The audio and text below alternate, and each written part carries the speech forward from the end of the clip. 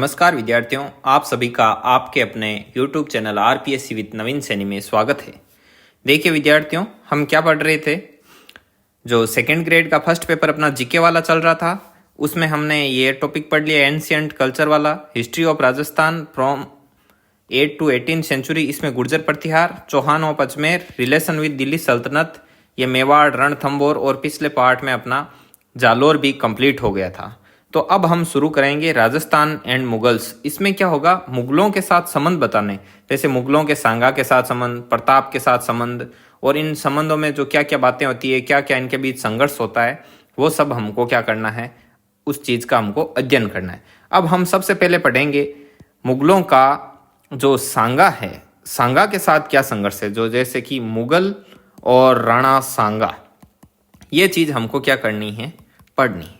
देखिए पिछले वीडियो में क्या हुआ था, एक वीडियो के बारे में मैं बताता हूं कि जब मैंने मेवाड़ पढ़ाया और मेवाड़ को जब मैंने समाप्त किया इस टॉपिक को और रणथंभौर शुरू किया, तब मैंने आपको क्या बताया था, मैंने इसमें आपको राणा कुंभा तक पढ़ा के छोड़ा था। मैंने कहा हम आपको राणा कुंभा तक पढ़ाएंगे, और उसके बाद में हालांकि यहाँ पर मेवाड़ में ही आपको राणा कुंभा से आगे रायमल और रायमल से आगे राणा सांगा, यहाँ तक आपको क्या करना था, पढ़ाना था।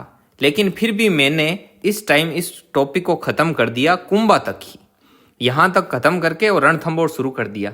तब मैंने आपको बताया कि हम अभी राणा सांगा और रायमल को इसलिए छोड़ रहे हैं कि रायमल का तो कोई विशेष योगदान ही नहीं है। योगदान किसका है, राणा सांगा का, और राणा सांगा अपने टॉपिक में अलग से लगता है, इसलिए हम इसको यहाँ पर ना पढ़कर और यहाँ पर पढ़ेंगे। वहाँ पर पढ़ते तो पहले राणा सांगा को हम शुरू करते और थोड़ा सा बता के, और उसके बाद में टॉपिक हो जाता फिनिश, फिर इसको यहाँ पर और लग रहा था ये टॉपिक, तो इस वजह से मैंने कहा यहाँ राणा कुंभा तक ही पढ़ते हैं, आगे रायमल का छोटा सा इंट्रोडक्शन देख के और फिर राणा सांगा शुरू कर लेंगे। और सांगा हमारे स्पेशल टॉपिक में है भी, इस वजह से मैंने इसको यहाँ पर पढ़ाना उचित समझा। इसलिए अब हम पढ़ेंगे सांगा के बारे में। आ गई बात समझ में कि ये कहाँ से किस प्रकार अटैच है। और यदि आप नए विद्यार्थी हैं और पहले बार हमारे चैनल पर विजिट कर रहे हैं, तो आप शुरू से वीडियो को देखना शुरू कीजिए। आप जाइए अपने प्लेलिस्ट में, चैनल पर प्लेलिस्ट दे रखी है, उसमें राजस्थान का इतिहास सेकंड ग्रेड नाम से अलग ही प्लेलिस्ट बनी हुई है। उसमें पहला टॉपिक है वो आपके सिलेबस डिस्कशन का वीडियो है, जो पहला वो सिलेबस डिस्कशन का, और उसके बाद में कालीबंगा डाला हुआ है टॉपिक, उसके बाद में आहड़, उसके बाद गणेश्वर और बेराट, फिर गुर्जर प्रतिहार, फिर चौहान ऑफ अजमेर, मेवाड़, रणथंभौर, जालोर। इस प्रकार इन वीडियो को देखते देखते आगे आइए और फिर हमारे साथ कंटिन्यू जुड़े रहिए। तो ये है स्टडी का सबसे बेस्ट तरीका, इस प्रकार से आपको पढ़ना है। तो आइए आज हम शुरू करते हैं राणा सांगा को लेकर। तो नोट्स पर आ जाओ। हमारा टॉपिक है राणा सांगा और जो मुगल और राणा सांगा, मुगलों और राणा सांगा का क्या क्या है आपका कनेक्शन, उसके बारे में हमको क्या करना है, अध्ययन करना है। अब आप एक चीज़ ध्यान से सुनिए, अभी हम पेज पर आपको समझा रहे हैं। अब आपको जस्ट करना क्या है, आपको पेन कॉपी लेके आप को बैठने की ज़रूरत नहीं है, आप सिर्फ वीडियो को ध्यान से देखिए। अभी मैं जो चीज़ आपको बताऊंगा, जो चीज़ मैं आपको पढ़ाऊंगा, उसको आपको ध्यान से क्या करना है, सिर्फ समझना है। क्योंकि जो भी चीज़ मैं यहाँ पर समझाऊंगा वो आपको अलग से नोट्स में लिखी हुई मिलेगी। मेरे स्वयं के द्वारा लिखे हुए हस्तलिखित नोट्स की पीडीएफ आपको टेलीग्राम चैनल पर मिलेगी, और टेलीग्राम चैनल का जो लिंक है वो अपने डिस्क्रिप्शन में दे रखा है, वहाँ से आप इस वीडियो की जो पीडीएफ है वो आप प्राप्त कर सकते हो। हमेशा क्या होता है, आप पिछले वीडियो से देखते आए हो, मैं यहाँ पर नोट्स में यहाँ पर समझाता हूँ पेज में, और इस तरफ से फिर ऐसे नोट्स को खोल लेते हैं, फिर नोट्स को पढ़ लेते हैं, फिर यहाँ पर समझाते हैं, फिर उस चीज़ को नोट्स में पढ़ते हैं, ऐसे हमारा काम चलता जाता है। ठीक है, तो आज हम मुगल और राणा सांगा के बारे में स्टोरी सुनेंगे। अब क्या है, मुगलों की और राणा सांगा की जो स्टार्टिंग वगैरह है वो काफ़ी बड़ी है, तो आज का वीडियो तो स्टार्टिंग में चला जाएगा। इतना शानदार है राणा सांगा का टॉपिक और इतना पोर्शन लंबा भी है, इसलिए आज हम इस वीडियो में सिर्फ स्टोरी सुनेंगे। आप पूरी स्टोरी सुनना, और जो अगला वीडियो आएगा उसमें जो मैं आपको स्टोरी बनाऊंगा उसके नोट्स भी रहेंगे, साथ में छोटी बड़ी और भी स्टोरी रहेगी, तो वो समझाते चलेंगे और नोट्स पढ़ते चलेंगे। तो आज हमको क्या करना है, सिर्फ श्रवण करना है, अच्छे से बताई हुई हर बात को सुनना है। तो आओ हम शुरू करते हैं। अब देखो, जैसे हमने महाराणा कुंभा तक पढ़ लिया था जब मेवाड़ के संबंध पढ़ रहे थे, तब जो मेवाड़ और दिल्ली सल्तनत पढ़ रहे थे तब। अब महाराणा कुंभा से आगे है रायमल। रायमल शासक बनता है और यहां से कहानी होती है शुरू। अब देखो जो रायमल, इनको राणा रायमल कहते थे। राणा रायमल, राणा रायमल, इनका शासनकाल है वो शासनकाल था 1473 से लेकर 1509 ईस्वी तक। ये इनका क्या था, शासनकाल था। अब देखो राणा रायमल के बारे में मैं आपको मेन चीजें बता दूं ताकि आपको ध्यान में रहे कि राणा रायमल क्या क्या है, भाई उनका किस प्रकार से इस टॉपिक में योगदान है। तो देखो राणा रायमल है, उनके एक शिल्पी था दरबार में, उस शिल्पी का नाम था अर्जुन। ये भी कई बार पूछ लेते हैं कि जो अर्जुन है शिल्पी वो किसके दरबार में था, तो वो था राणा रायमल के। एक मिनट पेन ये ले लेते। और देखो जो इनके दरबारी विद्वान थे, इनके दरबारी विद्वान का नाम था गोपाल भट्ट और महेश। ये चीज आपको सब लिखी हुई मिलेगी, ठीक है। और रायमल के देखो टोटल 11 रानियां थी। कितनी रानियां थी, 11 रानियां। और उनसे 13 पुत्र हुए थे और 2 क्या हुई थी, पुत्रियां हुई थी। और अब देखो इनके पुत्र कौन कौन थे। जो महाराणा कुंभा है, जो राणा रायमल है, राणा रायमल है वो किसके बेटे हैं, महाराणा कुंभा के। और अब देखो अब रायमल के आगे कितने बेटे होंगे। रायमल के 11 बेटे थे, उनमें से टॉप 3 को देखिए। पहले नंबर पर सबसे बड़ा था बेटा था, उसका नाम था पृथ्वीराज। और यही पृथ्वीराज उड़ना राजकुमार के नाम से क्या था, फेमस था, ठीक है। तो इनको मैं यहां पर ऊपर अच्छे से लिख देते हैं ना। ये देखो इसको कर लेते हैं रफ। एक सेकेंड रुकना आप।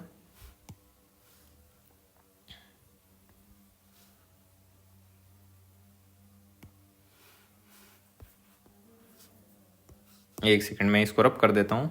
ये क्या पहले का पढ़ाया हुआ है, अभी तक यहीं पर है। ये इसको मिटाया नहीं मैंने। एक सेकंड,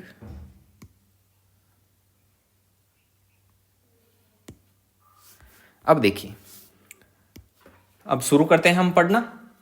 देखिए जो राणा रायमल थे उनका नाम लिख देते हैं सबसे ऊपर। ये रायमल जी हैं और ये रायमल जी का शासनकाल है 1473 से लेकर 1509 ईस्वी तक। अब देखो, अब आप स्टोरी सुनते जाओ अच्छे से, बड़ा आनंद आएगा आपको। इनके 3 पुत्र थे। सबसे बड़ा बेटा था पृथ्वीराज, उसके बाद में 2 नंबर पर था जयमल और 3 नंबर पर थे संग्राम सिंह। और ये संग्राम सिंह ही भविष्य में राणा सांगा के नाम से क्या हुए थे, फेमस हुए थे और यहाँ के क्या बने थे, शासक बने थे। अब देखो होता क्या है, ये जो पृथ्वीराज और संग्राम सिंह है वो सगे भाई थे, मतलब ये एक ही माता से उत्पन्न थे। समझ गए इस बात को। और जो ये जयमल था वो किसी दूसरी रानी से उत्पन्न था। तो ये फर्स्ट, ये सेकंड नंबर और ये थर्ड नंबर, तो ये थे। अब देखो पृथ्वीराज के बारे में थोड़ा बता दूं आपको। ये उड़ना पृथ्वीराज के नाम से, उड़ना राजकुमार के नाम से भी फेमस थे। इनकी पत्नी का नाम था वो था ताराबाई। अब आपको पता है जो अजमेर का दुर्ग है वो अजमेरू दुर्ग के नाम से फेमस था, ठीक है। लेकिन उसका नाम तारागढ़ है, वो इसी उड़ना पृथ्वीराज की पत्नी ताराबाई के नाम पर रखा गया है। अब ये ताराबाई कौन थी, ये ताराबाई है वो टोडा के, कोई टोडा नाम की जगह है, वहां के सुल्तान की क्या थी, ये पुत्री थी। कौन, जो ये ताराबाई है वो टोडा के सुल्तान की क्या थी, पुत्री थी। अब देखो पृथ्वीराज ने जो ताराबाई थी उसी के नाम पर अजमेर दुर्ग का नाम क्या रखा था, तारागढ़ रखा था। तो ये चीज आ गई आपको समझ में। अब देखिए इनके बीच में होगा क्या। इनके बीच में जो ये उत्तराधिकार होता है, उत्तराधिकार को लेकर इनके बीच में क्या होगा, युद्ध होगा, लड़ाई झगड़े होंगे कि भाई मैं बन जाऊं, ये सोचेगा कि मैं बन जाऊं यहाँ का जो शासक है। तो इस चीज को लेकर इनके बीच में क्या होगी, लड़ाई होगी। अब देखो कैसे होगी लड़ाई, वो स्टोरी सुनी। अब देखो पृथ्वीराज और जो संग्राम सिंह एक ही माँ से उत्पन्न थे। इनकी जो माँ थी उसका नाम था रतन कुंवर, ठीक है। ज्यादा इंपॉर्टेंट तो नहीं है, फिर भी आप याद रखना। अब कई पूछते हैं सर जयमल की माता का क्या नाम था, तो जयमल की माता का नाम आपके लिए कोई इंपॉर्टेंट नहीं है। अब देखिए अब युद्ध होगा क्यों और कैसे होगा वो देखो। अब एक इनके बीच में तो झगड़ा चल ही रहा है। ये सोचता है मैं राजा बन जाऊं, ये सोचता है मैं राजा बन जाऊं, और ये सोचता है मैं भी राजा बन जाऊं। और इधर क्या है कि रायमल का एक भाई है, उसका नाम है सारंगदेव। क्या नाम है उसका, सारंगदेव। अब सारंगदेव है वो चाचा है किसका, इन सभी का, पृथ्वीराज का, जयमल का, संग्राम सिंह जो राणा सांगा है, इनका क्या था, ये चाचा था। और इधर क्या होता है, इधर एक सूरजमल नाम का और होता है, ठीक है, सूरजमल। ये सूरजमल क्या था? ये भी रिश्तेदार था इनका, रायमल का। ये क्या है? रिश्तेदार। अब जो सारंगदेव चाचा है वो भी सोच रहा है कि भाई अब भतीजे हैं तो भतीजे क्या बनेंगे, ऐसा करूंगा कि एक दिन ऐसा गेम खेलूंगा कि रायमल के बाद सीधा ही मेवाड़ का शासक कौन बनूंगा, मैं ही बनूंगा। ऐसा सपना कौन देख रहा है? सारंगदेव जो चाचा है वो। और इधर जो सूरजमल है जो इनका रिश्तेदार है वो भी मुंह धो रहा है, किस लिए? शासक बनने को लेकर। अब इनके क्या होती है, दो दो के जोड़े बन जाते हैं। कैसे? पृथ्वीराज और जयमल हो जाते हैं एक। इनका धीरे धीरे इनकी जो विचारधारा थी वो मैच करती थी, तो ये हो गए एक। और इधर जो ये सारंगदेव चाचा और ये भतीजे ये भी हो गए एक, कि हम भी क्या करेंगे, अब ये दोनों आपस में गुपचुप गुपचुप करते हैं ऐसे कि भाई मैं बन जाऊं, ठीक है, शासक बनने के लिए।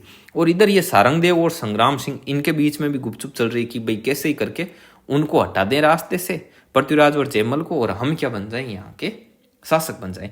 ऐसा लेकर इनके बीच में मनमुटाव चलता रहता था। ठीक है, ये सूरजमल रिश्तेदार था, वो किसका बेटा था? इसके पापा का नाम भी बता दूं, ये सेमकर्ण का था पुत्र। सेमकर्ण नाम का कोई रिश्तेदार था इनके रायमल के, उसका ये पुत्र था सूरजमल। तो ये भी रिश्तेदार ही हुए। अब होता क्या है, एक बार की बात होती है कि ये तीनों ही, ये पृथ्वीराज और जयमल और संग्राम सिंह, ये तीनों ही क्या करते हैं, एक जगह से गुजर रहे होते हैं। तो वहां पर कोई ऋषि होता है, वो ऋषि क्या कर रहा होता है, उस पेड़ के नीचे क्या करता है, तपस्या कर रहा होता है। तब ये तीनों ही जो अपने पृथ्वीराज, जयमल, संग्राम सिंह, ये तीनों ही क्या करते हैं, इसके पास में जाकर बैठ जाते हैं। अब देखो, वैसे बेटे तो इसके जो 13 थे, लेकिन बाकी 10 का कोई रोल ही नहीं है, समझ गए? ये बड़े बड़े वालों का ही होता था मामला। अब ये तीनों ही जाते हैं यहाँ पे।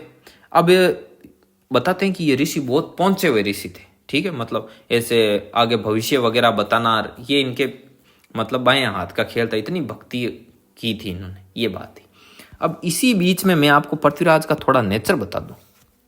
अब पृथ्वीराज बड़े खतरनाक किस्म का आदमी था भाई, सीधी सीधी बात है। पृथ्वीराज जो उड़ना राजकुमार के नाम से फेमस था, बताते हैं कि ये बहुत ही, एक तो तेज धावक था, भागता बहुत तेज था भाई, बहुत ही तेज। बताते हैं घोड़े की रफ्तार से भागता था, शरीर में भी हट्टा कट्टा और बलिष्ठ, तलवारबाजी में हर चीज में निपुण। और बताते हैं कि ये इतना युद्ध प्रिय आदमी था, मतलब युद्ध को लेकर ये इतना उत्सुक रहता था कि जैसे मान लो ये 2 सेनाएं भिड़ रही है या 2 लोगों का गुट लड़ रहा है, तो ये उस युद्ध को देखता।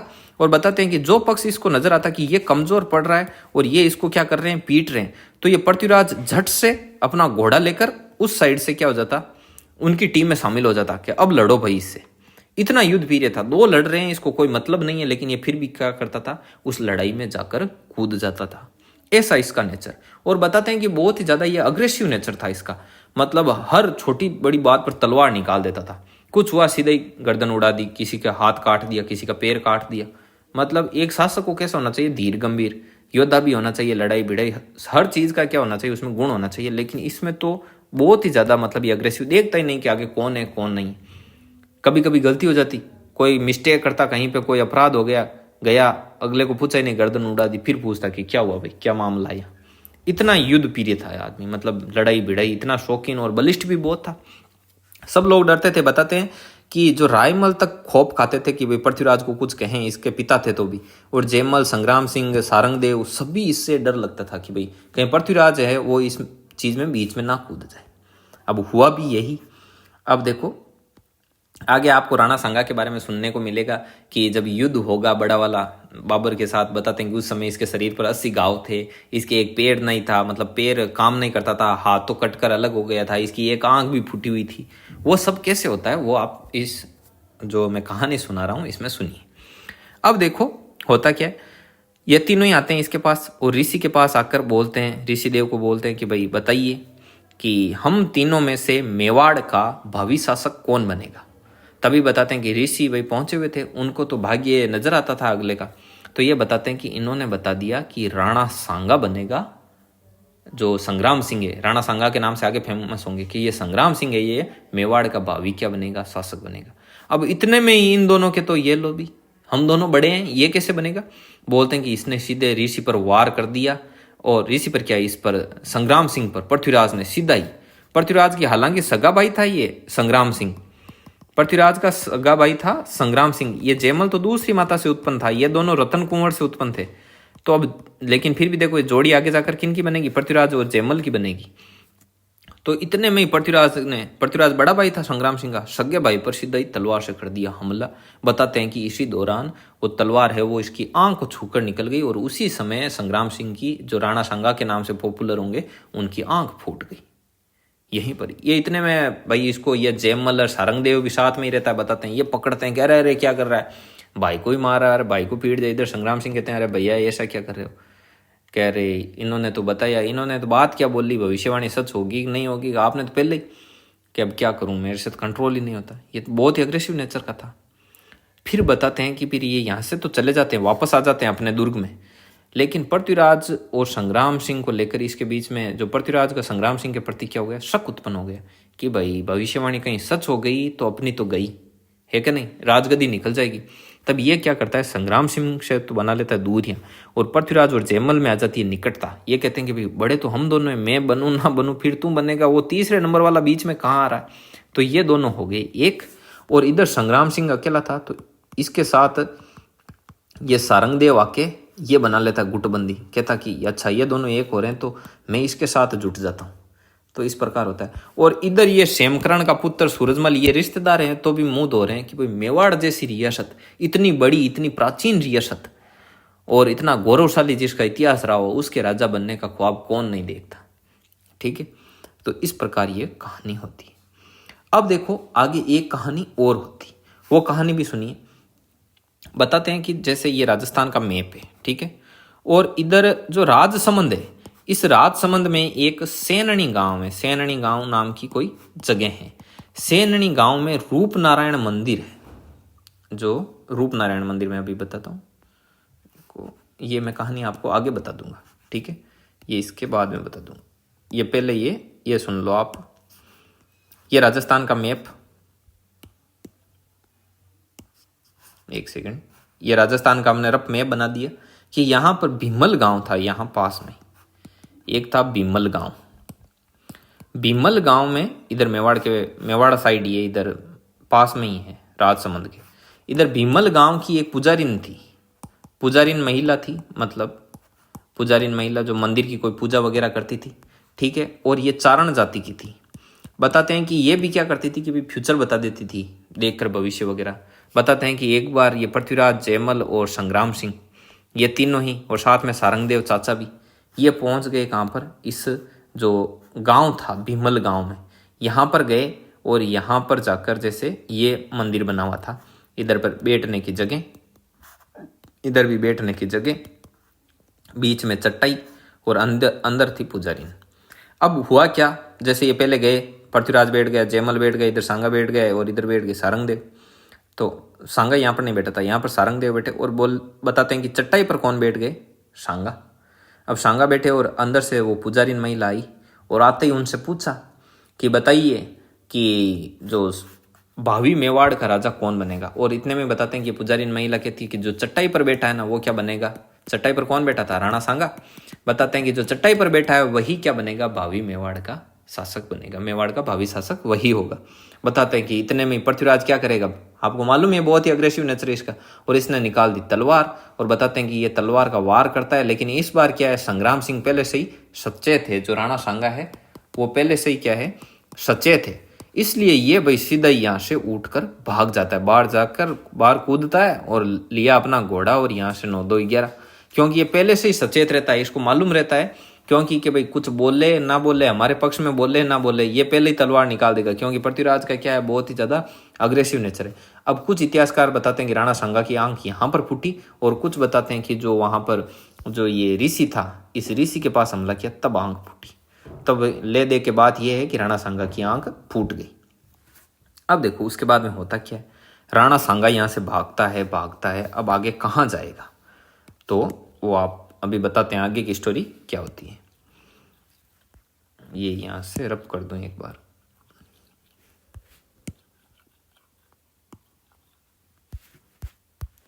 अब देखो आगे क्या होता है। अब ये राणा सांगा भागेगा, जाएगा कहाँ, मेवाड़ तो वापस आ गया, तो पृथ्वीराज और वो पीछे ही आ रहे हैं। ये अपनी जान बचाकर भागता है। बताते हैं कि राजसमंद की तरफ भागा। ये राजसमंद में एक सेनणी गांव है, गांव का नाम क्या है? सेनणी गांव। सेनणी गांव में आता है और सेनणी गांव में एक रूप नारायण भगवान का मंदिर होता है, रूप नारायण जी का मंदिर। रूप नारायण जी के मंदिर में आकर यहाँ क्या लेता है? शरण लेता है, यहाँ पहुंच जाता है। और यहाँ पर एक जो जागीरदार वगैरह थे, राठौड़ बिद्दा नाम था, बताते हैं कि राठौड़ बिद्दा नाम के कोई व्यक्ति थे, उन्होंने क्या की थी? इसकी सहायता की थी। उन्होंने क्या किया? जो यहाँ पर आया राणा सांगा को आती बात पूछी तो उन्होंने बता दी कि भाई ये बात है, मैं तो अपनी जान बचाकर भागा हूँ, जैसे तैसे मेवाड़ अब वापस जाऊंगा नहीं, वहाँ जाऊंगा तो वो पृथ्वीराज मुझे छोड़ेगा नहीं, और बात हुई है हमारे बीच में। ये सारी चीज़ बता दी। बताते हैं कि फिर यहाँ से ये जो राठौड़ बिद्दा है वो राणा सांगा को आगे रवाना करता है कि तुम जाओ अजमेर की तरफ, यहाँ पर अजमेर जाकर यहाँ कहीं शरण ले लेना, और मैं पीछे जो कुछ सैनिक छोड़ दिए पृथ्वीराज ने, कुछ सैनिक वगैरह के भाई जहाँ कहीं भी गुप्तचर सैनिक सब छोड़ रखे थे कि जहाँ पर भी राणा सांगा आपको दिखाई दे उसका सीधे क्या कर देना? गर्दन उड़ा देना। अब भाई दो लोगों ने बोल दिया तो क्या पता वो भविष्य में बन ही गया तो हमारा क्या होगा, हम बड़े हैं। तो ये सब बताते हैं कि ये घटना हुई। तो ये घटना हुई तो यहाँ आ गया वो कौन, यहाँ से रवाना हो गया, और पीछे आए जो सैनिक बताते हैं कि उन सैनिकों को ये जो राठौड़ बिद्दा है वो रोक कर रखता है। तब तक ये क्या करते हैं? आगे भागते हैं और ये आगे जाता है। अब इसी दौरान एक घटना और होती है कि अजमेर के पास में यहाँ पर क्या होता है? राणा सांगा विश्राम कर रहा होता है। जैसे ये पेड़ है, इस पेड़ के नीचे राणा सांगा विश्राम कर रहा होता है। तो बताते हैं कि उस पर मतलब मुंह पर धूप आ रही थी। तो इसी दौरान एक किस्सा होता है कि सांप आता है और सांप अपनी फंस से क्या करता है? इसके मुंह पर छाया कर रहा होता है। तो इधर से कोई दो राजपूत वगैरह निकल रहे होते हैं। तो बताते हैं कि उन्होंने जब ये देखा तो उनको बड़ा आश्चर्य हुआ। वो गए अजमेर, और अजमेर में जो करमचंद था, करमचंद यहाँ का था, अपनी जो रियासत था उसको संभाल रहा था, यहाँ के छोटा मोटा जो भी था उसका बनाया हुआ एरिया, वहाँ का यही कौन था? सर्वेसर्वा था। तो करमचंद को जाकर बोला कि हमारे एरिया में एक पेड़ के नीचे ऐसा आदमी देखा। बोले क्या साधु था? कि नहीं, साधु नहीं था भाई, दिखने में तो राजकुमार जैसा लग रहा था। तो करमचंद बोलते हैं यहाँ पर आता है, देखता है, फिर उसको जगा कर पूछा कि भाई ऐसी ऐसी घटना हुई, आप जब सो रहे थे तो सांप पे वो छाया कर रहे थे। तो बोले कि आप हो कौन? तो उसने सारी स्टोरी बताता है कि भाई मैं मेवाड़ का राजकुमार हूँ, दो घटना हुई, एक बार रेसी वाली, एक बार वो चारण पुजारी वाली, और मरते मरते बच्चा हूँ, और मैं तो जैसे तैसे आया हूँ। तो बताते हैं कि करमचंद जाता है और अजमेर इसके पास में यहाँ रहता है। यहाँ पर वो अपना अज्ञातवास निकालता है, मतलब यहाँ जाने के बाद पीछे किसी को नहीं पता। रायमल, जयमल, पृथ्वीराज जोड़ना राजकुमार के नाम से फेमस था, किसी को नहीं मालूम कि राणा सांगा कहाँ गया है। वो करमचंद के पास एक तरीके से अज्ञातवास में रहता है। और करमचंद ने भी भांप लिया कि भाई दो ने लोगों ने भविष्यवाणी की है तो कुछ तो सोच समझ कर की होगी, तो भविष्य में ये मेवाड़ का क्या बनेगा? शासक बनेगा। तो इस जो दूरदर्शिता को देखते हुए ये करमचंद है वो अपनी पुत्री का विवाह किसके साथ कर देता है? राणा सांगा के साथ, और साथ ही इसको भी वहीं पर रखता है सुरक्षित अपने पास। अब देखो पीछे क्या घटनाक्रम होता है। अब देखो जो जिसके भाग्य में लिखा होगा ना वो वहीं पर आके रुकना है। अब भले ही दो भाई बड़े हैं पृथ्वीराज और जयमल, फिर भी राणा सांगा का नंबर आएगा। कैसे आएगा? देखो पृथ्वीराज जयमल जिंदा है। अब हुआ क्या देखो, ये बनाते हैं वापस राजस्थान का मैप। आपको स्टोरी कैसी लग रही है? वीडियो को लाइक जरूर करना, चैनल को सब्सक्राइब तो करना ही है। देखो पढ़ रहे हो यहाँ पर तो भाई हाजिरी लगा दो अपनी सब्सक्राइब करके, और चैनल को ज़्यादा से ज़्यादा शेयर करो। यदि आपको पसंद आता है तो भाई वीडियो देखने के बाद अपने सभी व्हाट्सएप ग्रुप में, फेसबुक, सभी जगह शेयर करो। अपने आस पड़ोस में सभी जगह डिंडोरा पिटवा दो, सबको बताओ कि भाई सेकंड ग्रेड की फ्री में तैयारी करवाई जा रही है, PDF नोट सब मिल रहे हैं, और क्या चाहिए आपको? ठीक है, तो आगे स्टोरी सुनिए। स्टोरी मन से सुनना है अच्छे से, अभी कुछ भी लिखने की जरूरत नहीं है। लिखा हुआ आपको नोट्स में मिलेगा, नोट्स में जो लिखा हुआ मिलेगा वो पर्याप्त है। उसके बाद में भी लगे कि हमको कुछ ऐड करना है तो और आप ऐड कर सकते हो अपनी तरफ से। एक सेकेंड, ये लो। अब देखो आगे क्या किस्सा होता है। आगे किस्सा ये होता है कि जैसे ये मेवाड़ है और मेवाड़ के यहाँ पर एक रियासत होती है, उस रियासत का नाम है सिरोही। यहाँ पर क्या होती है? सिरोही रियासत है, और यहाँ पर ये मेवाड़ है और इधर कुंभलगढ़। अब होता क्या है कि जैसे ये जो थे ना पृथ्वीराज, और यहाँ पर संग्राम सिंह, ये संग्राम सिंह राणा सांगा, ये मैं ऐसे ही लिख रहा हूँ पास में। अब देखो ये कौन थे? दोनों रतन कुंवर के बेटे थे। रतन कुंवर इनकी माता का नाम था। तो पृथ्वीराज और संग्राम सिंह की एक सगी बहन थी, उसका नाम था आनंदाबाई। उस आनंदाबाई का विवाह किया हुआ था सिरोही रियासत के जगमाल देवड़ा के साथ, जगमाल देवड़ा के साथ। अब होता क्या है, जो यहाँ पर ये वापस आते हैं पृथ्वीराज वगैरह कि भाई जैसे वो लड़ाई वगैरह हो जाती है, आके रायमल, जो रायमल थे उनको पिताजी को बताते हैं कि भाई ये बात हुई थी और वहाँ से सांगा भागा और अब सांगा अज्ञातवास में चल रहा है। तो बताते हैं कि इनको डांटते हैं रायमल जी कि भाई ऐसा क्या क्या किया तुमने, तुम्हारा सगा भाई तार भगा दिया उसको और अब वो कहाँ गया होगा, कैसे रहा होगा। पता नहीं, पृथ्वीराज को बोला कि अब तुम मेरे शक्ल मत दिखा, निकल जा यहाँ से। तो बोले कि कहाँ निकलूँ, कि कहाँ निकलेगा, कुंभलगढ़ चला जा। तो बताते हैं पृथ्वीराज आ गया यहाँ पर कुंभलगढ़ में निवास कर रहा था और इधर थे रायमल जी। उसी टाइम की एक घटना है। जगमाल देवड़ा कौन था, आनंदाबाई का पति, इसके साथ इसकी की हुई थी शादी। अब जगमाल देवड़ा के ये रायमल जी क्या लग रहे हैं, रायमल जी ससुर हैं, उड़ना पृथ्वीराज क्या है, जो ये साला है इसका। ठीक है, अब देखो होता क्या, जगमाल देवड़ा है पृथ्वीराज और संग्राम सिंह के जीजा जी। अब होता क्या है कि जगमाल देवड़ा का नेचर ऐसा था, ये बात बात पर आनंदाबाई को क्या करता था, परेशान करता था। कभी ये कि तुम मेवाड़ वालों के पास क्या है, मैं हूँ तुझे रखूँ, और ये और वो, और कई कई तो मतलब कार्टून होते ही इसीलिए हैं कि मतलब ससुराल पक्ष वालों की बुराई करने के लिए, चाहे उनको कोई तकलीफ हो ना हो। हर बार बोलते कि देख तुम्हारे एक वो संग्राम सिंह है, उसको कुछ पता ही नहीं। अब वो क्या होता है, वो इसलिए ऐसा नाटक कर रहा होता है, उसको ये तो मालूम था कि भाई पृथ्वीराज है मेरा साला है, और उसका नेचर भी जानता था कि वो अभी आ टपकाना तो अभी गर्दन उड़ा देगा। लेकिन फिर भी वो सोचता कि चूंकि वो अभी शासन भार उसके हाथ में नहीं, और कोई गड़बड़ हुई ये उधर शिकायत करती है तो भी कौन आएंगे, रायमल जी आएंगे। और रायमल जी सीधे साधे आदमी, ठीक है, इनको ज़्यादा कोई मोह माया ऐसे मतलब शांत स्वभाव के, हरदम बैठे रहते थे। कोई झगड़ा हुए तो भी देखते थे कि चलो सलट लो यार, आप तुम ही अपने स्तर पर ही देखो। तो इस प्रकार के आदमी थे। तो ये जगमाल देवड़ा रोज रोज करता है नौटंकी, और आनंदाबाई सहन भी करती रहती है, कभी भी बताया नहीं अपने इधर पीहर पक्ष वालों को, रायमल अपने पिताजी वगैरह को। फिर एक दिन ये बहुत ही ज़्यादा कर रहा होता है तो ये कहती कि भाई अब कितने एक दिन सहन करेंगे। आनंदाबाई लिख के और रायमल अपने पिताजी को खत लिखती है, और उस खत में इस चीज़ का जिक्र करती है कि भाई आपके जो ये हैं ये नाटक कर रहे हैं, रोज रोज ये वो, और बोलते हैं पापा जी मैंने तो आपको इतने दिन बताई ही नहीं।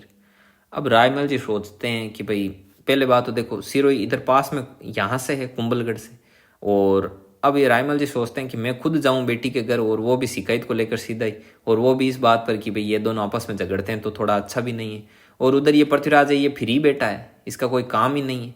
और ये भी सोचते हैं कि भाई अब मैं जाऊं, मैं सीधा साधा आदमी हूँ, उसको कुछ बोलूँ, इसको ना बोलने की तमीज़, तो इसके लिए ये ऊँट ही अच्छा है ना। थोड़ा बहुत बोलेगा तो ये दो घूसे मार के साइड में सेट कर देगा इसको पूरा। तो ऐसा कुछ सोच विचार के रायमल जी यही उचित समझते हैं और पृथ्वीराज को लिखते हैं खत कि देख पृथ्वीराज, तेरी बात ऐसी हुई कि तेरी जो जीजी है शिरोई में, तेरी बहन, उसको तेरा जीजा परेशान कर रहा है। रोज रोज आए दिन सुनाता कि तुम मेवाड़ वालों की क्या औकात है, ये वो, रोज रोज परेशान करता है नाटक के, तुम्हारे एक तो वो राणा सांगा उधर बैठा है, तुम्हारे घर में ही कले, तो रोज रोज कर रहा है परेशान, तो तुम जाके आ जाओ और थोड़ा बहुत उसको समझा देना। पृथ्वीराज निकलता है भाई आनंदाबाई के इधर आया। पृथ्वीराज सीधा ही लिया अपना घोड़ा तूफान की रफ्तार से, इसको तो कुछ सुना ही देना चाहिए। और पृथ्वीराज का जो घोड़ा था, नाम तो इम्पोर्टेंट नहीं फिर भी याद रखना, रखो तो अच्छा है वरना मत रखना। साहन नाम का ही क्या था घोड़ा, वो भी तूफान की तरह आता था। आ टपका सिरोई, सिरोई आते ही एक हाथ में तलवार लिए सीधे आके घुसा आगे आनंदाबाई। आनंदाबाई बोलते हैं अच्छा अच्छा भैया आगे क्या आ गए, क्या वो कहाँ है, जीजा कहाँ है, वो बहनों ही मेरा। कह रहे आप बैठो तो सही, कि काहे का बैठो, पहले बता वो कहाँ है। इतने में जगमाल देवड़ा को जब ये पता चलता है कि पृथ्वीराज आ रहा है, तब उसके खुद के होश उड़ जाते हैं कि अरे पृथ्वीराज कैसे आ रहा है, आना तो रायमल जी को चाहिए था, अरे ससुर जी नहीं आ रहे, वो आ रहा है, तो मौत आ गई। वो आनंदाबाई को खूब बोलता है कि भाई अब जैसे तैसे करना, तुम ही लाज रखना, सॉरी वोरी बोलता है, बहुत नौटंकी करता है। आनंदाबाई बोलती है कि काफ़ी दिन हो गए तुझे नाटक करते हुए, अब देख। तो फिर वो जैसे तैसे कहती है कि चलो कोई बात नहीं, मैं समझा दूंगी उसे। अब ये जगमाल देवड़ा कहीं छिपा बैठा है, बाहर आने की हिम्मत नहीं हो रही। ये आनंदाबाई को बोलते कि अरे पानी पियो, क्या, अरे पानी रख तू पहले, मैं इससे बात करूंगा। तो फिर जैसे तैसे करके इसको ये बैठाती है पृथ्वीराज को, और पृथ्वीराज को बोलती है कि भाई बैठो पानी पियो, थोड़ा शांत होता है पृथ्वीराज। फिर बताता है कि बोल बता बहना जीजा जी कहाँ है। तब ये जाके आता है बाहर, आते ही बोलता है कि और कैसा है तू, कैसे हो आप, कि मैं तो ठीक हूँ। कि अच्छा मेरे सुनने में आ रहा है परेशान कर रहे हो, कि नहीं वो तो कोई छुटपुट बात हो गई ऐसे ही, और मैं कोई परेशान नहीं कर रहा, और आगे से गलती नहीं होगी, गलती होगी। जगमाल देवड़ा बोलता है अब गलती नहीं होगी। कि नहीं अगली बार तो मैं गलती करने का मौका ही नहीं दूंगा, ध्यान रखना, अगली बार से गलती हो गई ना तो मेरी तलवार है तेरा सिर है, ये चीज़ ध्यान में ही रखना। अब जगमाल देवड़ा चुपचाप बैठा है। अब जगमाल देवड़ा चूंकि अपने नेचर को जानता था, है ना, सभी लोग अपने अपने नेचर को जानते हैं कि भाई मैं कैसा हूँ। जगमाल देवड़ा ने कहा कि भाई भूल होती है तो सुधार कर लें, अपना तो नेचर ही ऐसा है, अपन सुधरने वाले हैं नहीं। और अगली बार गलती क्या की, गलती से भी गलती हो गई ना तो ये पृथ्वीराज जिंदा नहीं छोड़ेगा। तो इसने सोचा कि भाई समस्या को जड़ से ही खत्म किया जाए। तो बताते हैं कि जो जगमाल देवड़ा था, इसने पृथ्वीराज का जो भोजन वगैरह था उसमें कोई धीमा जहर मिला दिया ताकि इसकी जान यहाँ नहीं निकले। और बताते हैं कि जब इसने धीमा जहर मिलाया तो ये पृथ्वीराज जब वापस यहाँ से जाता है तो यहाँ कुंभलगढ़ वापस जाते समय पहुँचते पहुँचते यहाँ कुंभलगढ़ में इसकी क्या हो जाती है, मृत्यु हो जाती है। तो ये स्टोरी थी। अब देखो पृथ्वीराज है वो कांटा हट गया शासक बनने के रास्ते से। अब और क्या होगा, एक जो सारंगदेव था, सारंगदेव कौन था, मैं बता रहा था ना, सारंगदेव और संग्राम सिंह ये साथ में ही थे दोनों। तो ये सांगा तो उधर भागा हुआ है, अभी अज्ञातवास में चल रहा है। और सारंगदेव ये चाचा था, इसको भी पृथ्वीराज है वो, जैसे राणा सांगा तो भाग गया, फिर पृथ्वीराज ने पीछे से गुस्से में इसको टपका दिया कि भाई वो तो भाग गया लेकिन तुम भी तो उसके साथ था, तेरे भी बड़ी मन में आ रही थी राजा बनने की, तो सारंगदेव को भी मार देता है। ये दोनों भागे, हो गए रास्ते से अलग, जो शासक बनने वाली दौड़ से। और इधर जो वो था उसका मैंने नाम बताया आपको, एक इनका सूरजमल नाम था ना, सूरजमल, जो कि क्या किसका पुत्र था, सेमकरण का। ये इनके रिश्तेदार थे, फिर भी ये मुंह धो रहे थे जो राजा बनने के लिए। इनको भी पृथ्वीराज ने क्या कर दिया, भगा दिया कि अच्छा मारने के लिए दौड़ा, ये भागे इधर से दक्षिण की साइड में, वापस कभी आए नहीं। अब पीछे कौन बना शासक की दौड़ में, अब कौन रहा है शेष, अब शासक बनने की दौड़ में है जयमल। ठीक है, ये जयमल था शासक बनने की दौड़ में। अब होता क्या है, एक प्रसंग और होता है, वो भी मैं आपको यहाँ पर बता दूं। अब पृथ्वीराज चला गया। अब पृथ्वीराज के पीछे कौन है, पत्नी है, और उस पत्नी का क्या नाम है, ताराबाई। ठीक है, ये ताराबाई है। और ये ताराबाई कौन थी, मैं ये चीज़ मैंने आपको पहले ही बता दी कि ये टोडा के सुल्तान की क्या थी, पुत्री थी, टोडा के सुल्तान की पुत्री। अब बताते हैं कि पीछे से जो जयमल था, वो जयमल के मन में आ गया फर्क, किसके प्रति, ताराबाई के प्रति, और वो उसको खराब नज़र से देखता था। ठीक है, अब बताते हैं कि ये पहले भी इसी को ही चाहता था, लेकिन इसने शादी किससे कर ली, पृथ्वीराज से कर ली। लेकिन उसकी मृत्यु होने के बाद इसने सोचा कि अब मैं इससे ताराबाई से क्या कर लेता हूँ, शादी कर लेता हूँ, चूंकि पृथ्वीराज की अब क्या हो गई, डेथ हो गई। लेकिन ताराबाई थी वो एक, ये भी युद्ध वीर्य थी, बताते हैं कि ये भी युद्ध कौशल में, जो लड़ाई वगैरह के कौशल होते हैं उनमें दक्ष थी। तो बताते हैं कि जब इस प्रकार की कोई इच्छा जाहिर की ताराबाई के समक्ष, तो ताराबाई ने जयमल का सिर उड़ा दिया, गर्दन धड़ से क्या कर दी, अलग कर दी। और कुछ बताते हैं कि जो टोडा के सुल्तान थे, इनसे किसी बात को लेकर जयमल की तू मैं हो गई, और उस समय टोडा के सुल्तान ने इसकी क्या उड़ा दी, गर्दन उड़ा दी। चाहे जो भी रीजन रहा हो, जयमल की भी क्या हो जाती है, मृत्यु हो जाती है, हत्या कर देते हैं इसकी। तो अब देखो शासक बनने की दौड़ में कितने थे, पृथ्वीराज गया, सारंगदेव भी मारा गया, और जयमल की भी क्या हो जाती है, यहाँ पर मृत्यु हो जाती है। अब देखो अब कौन बचा, अब 3 नंबर वाला भी शासक बनेगा। अब पीछे क्या होता है, ये जैसे ये मैप है। अब पीछे होता है आपके ये रायमल जी। अब रायमल जी को बड़ी चिंता सता रही थी। इनका शासनकाल 1473 से लेकर 1509 ईस्वी तक इनको चिंता सताती है कि अब 2 बेटे तो गए, अब तीसरे वाला संग्राम सिंह कहाँ है, क्योंकि इनको मालूम नहीं है कि भाई वो अभी कहाँ पर है। ये था अजमेर में, यहाँ पर अज्ञातवास निकाला था। अब क्या है, संग्राम सिंह भी पीछे से सारा जो न्यूज़ वगैरह फीडबैक ले रहा है कि कौन कौन भाई मर गया, कौन कौन शासक की दौड़ में, कौन मैं वापस जाऊं तो मार सकता है। जब इसको बात पता चली कि पृथ्वीराज मारा गया, क्या रहे सच में मारा गया, क्या हाँ वो तो मारा गया, सुल्तान को भी मार दिया, जयमल था वो भी मारा गया, और वो सूरजमल और सेमकरण आपके रिश्तेदार थे वो भी दक्षिण में भाग गए, वो भी मौत के डर से अब वापस नहीं आएंगे कभी, वो बड़ी दूर चले गए। तब संग्राम सिंह है वो अपनी पहचान है वो जाहिर करता है, तब सब लोगों को पता चलता है कि संग्राम सिंह है वो अजमेर में। तो फिर रायमल है वो क्या करते हैं, इनको बुलाते हैं कि संग्राम सिंह आप आओ। तो राणा सांगा को फिर बुलाते हैं इसके पिताजी रायमल, और उसके बाद में यहाँ पर जो रायमल के बाद में कौन शासक बनेगा, राणा सांगा बनेगा। अब यहाँ पर कौन है, राणा सांगा, क्योंकि बाकी के 2 मारे गए। अब ये चीज़ है। अब देखो, अब आगे की स्टोरी देखिए विद्यार्थियों। अब यहाँ पर कौन है? राणा सांगा। तो इनको लेकर हम पढ़ते हैं, नए पेज पर आ जाएं। अब देखो यहाँ पर बना लेते हैं राणा सांगा के लिए मैप। ये राणा सांगा यहाँ पर मेवाड़, और मेवाड़ में है आपके राणा सांगा। राणा सांगा का जो शासनकाल है वो कितना है? 1509 ईस्वी से लेकर 1527 ईस्वी तक। ठीक है। अब देखो राणा सांगा का जन्म कब हुआ? राणा सांगा का जन्म हुआ था 1482 ईस्वी में। ठीक है। अब इसकी देखो बाद में सबसे मेन चीज तो है राणा सांगा की बाबर से लड़ाई, जो युद्ध है वो। अब देखो बाबर का जो जन्म है ना वो 1483 ईस्वी में हुआ था।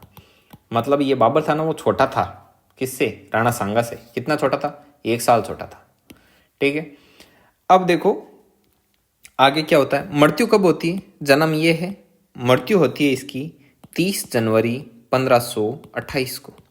अब देखो कई बुक में इसका शासनकाल लिखा हुआ मिलेगा 1509 से 1528। क्यों? क्योंकि मृत्यु कब हुई? 1528 में। जबकि कुछ बताते हैं इन्होंने 1527 ईस्वी तक ही क्या किया था? शासन किया था। अब मेन चीज ये कि राणा सांगा की जो राणा बन गए, जो राजा बन गए, उनके बाद में मेवाड़ की स्थिति क्या है? मेवाड़ की स्थिति कुछ इस प्रकार है। जब यहाँ पर राणा सांगा है, वो यहाँ का क्या है? शासक है।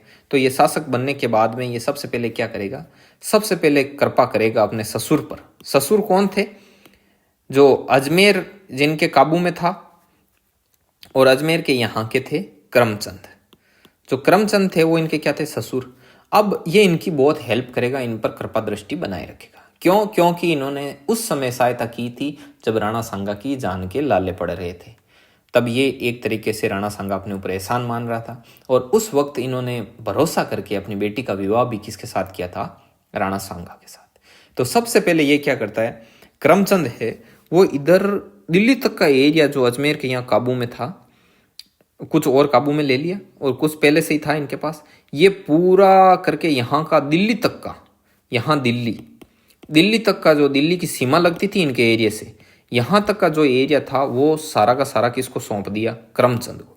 कि भाई इधर से इधर 15-15 लाख रुपए वार्षिक आय, मतलब उस समय के बहुत होते थे, वार्षिक आय के जो यहाँ पर क्या थे? परगने, जागीरें थी, वो सारी की सारी किसके अंडर में थी?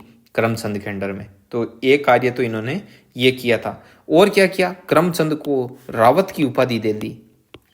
अच्छा, और क्या क्या करता है? देखो इस समय और क्या रहता है? इस समय एक तो इस साइड है गुजरात, ठीक है, और इधर क्या है? मालवा। अब मेवाड़ की स्थिति देखिए। अब मेवाड़ की कोई स्थिति इतनी मजबूत नहीं थी जब राजा रायमल थे, क्योंकि रायमल शांत स्वभाव के प्राणी, उनको ज्यादा कोई लेना देना नहीं, बस अपनी रियासत का काम कर लिया छोटा मोटा, जैसे कोई टीचर स्कूल जाके आता है वैसे, और नॉर्मल संभाल लिया। और इधर तीनों ओर से, यहाँ पर भी जो मुस्लिम शासक थे, यहाँ पर भी मुस्लिम शासक, और यहाँ पर भी मुस्लिम शासक, मतलब ये रियासत तीनों ओर से मुस्लिमों से घिरी हुई थी। तो उस समय वो ज्यादा क्या कर सकते थे? इनसे परेशान, और कभी कभी छोटा मोटा युद्ध हो जाता। तो इसलिए मेवाड़ की स्थिति कोई बेहतर नहीं थी। तो देखिए जब ये राणा सांगा यहाँ का शासक बनेगा, तब गुजरात का जो शासक है वो है महमूद शाह बेगड़ा। महमूद शाह बेगड़ा। और इसके बाद में बनेगा, महमूद शाह बेगड़ा के बाद में बनेगा मुजफ्फर शाह। मुजफ्फर शाह के बाद में कौन बनेगा? इसके बाद में बनेगा बहादुर शाह। ठीक है। लेकिन इसके समय में यहाँ का शासक कौन है? महमूद शाह बेगड़ा। और मालवा की क्या स्थिति है? जब ये राणा सांगा शासक बने तो मालवा के उस समय शासक थे नासिरुद्दीन खिलजी। ठीक है। नासिरुद्दीन खिलजी के बाद में यहाँ का शासक बनेगा महमूद खिलजी सेकंड। और महमूद खिलजी सेकंड के यहाँ पर एक दरबारी है, वो बहुत महत्वपूर्ण है। इसके दरबार में बहुत ही ऊंचा शासन था, मतलब एक पद था, ये समझो, शासन क्या, सॉरी, मतलब बहुत ही ऊंचे पद पर। और महमूद खिलजी का सबसे विश्वास पात्र था वो एक हिंदू व्यक्ति था, उसका नाम था मेदिनी राय। और इस चीज से लोग जलते भी थे। ठीक है, मेदिनी राय, ठीक है, लोग जलते भी थे कि भाई जो एक महमूद खिलजी एक मुस्लिम शासक है और वो हर बात पर डिस्कशन करता है मेदिनी राय से, और मेदिनी राय था वो इसका पर्सनल सलाहकार, हर चीज़ पर इनके बीच में भाई बातचीत होती थी इस चीज़ को लेकर। बाकी जो ये इधर मुस्लिम शासक है और इधर के मुस्लिम शासक है वो सब क्या करते थे, बहुत ही जेलस फील करते थे कि भी कैसे भी करके मेदिनी राय को यहाँ से हटा दे। तो वो महमूद खिलजी को भड़काते भी थे। उसकी वजह से आगे एक किस्सा भी होगा, वो मैं आपको बताऊंगा, ठीक है।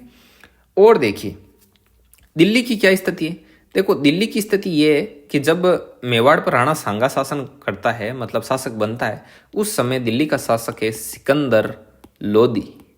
सिकंदर लोदी। और सिकंदर लोदी के बाद में यहाँ का शासक बनेगा इब्राहिम लोदी। इब्राहिम लोदी। अब हुआ क्या, जैसे ये राणा सांगा पद पर बैठा, उस समय महमूद शाह बेगड़ा यहाँ का शासक, नासिरुद्दीन खिलजी इधर मालवा का शासक और सिकंदर लोदी दिल्ली का शासक।